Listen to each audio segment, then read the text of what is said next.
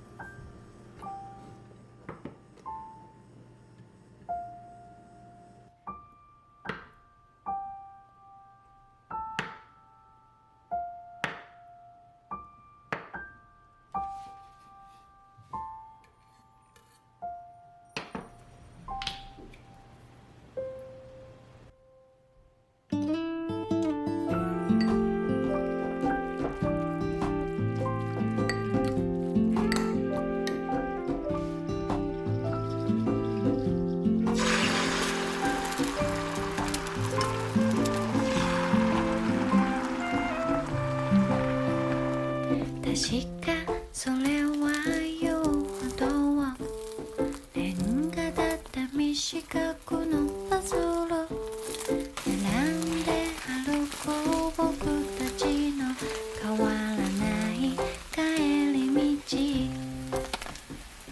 ふいっと吹いた夏風に誘われて寄った公園のベンチで二人いつまでも終わらない夏休み君が僕に笑ってというのでちょっとやってみたけどうつむく横顔の隣うまく笑えるはずもなくて口笛吹きごまかしてはただただ手をつないでたんだ言葉よりも僕はそばにいるよと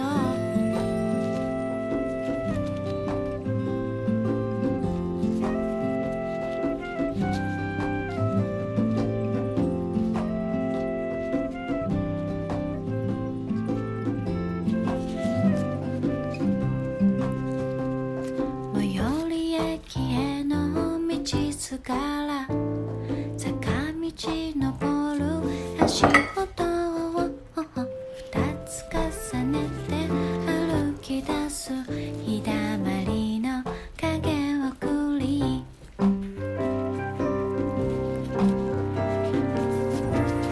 手紙を書くよあの頃の二人に今なら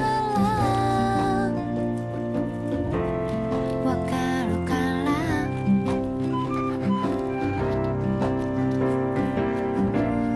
発車のベルにかき消されたいつかの夢の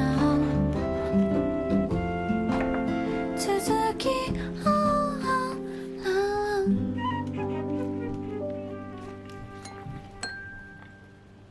Every registry and database online. How long do we have? Without a new river, maybe a day.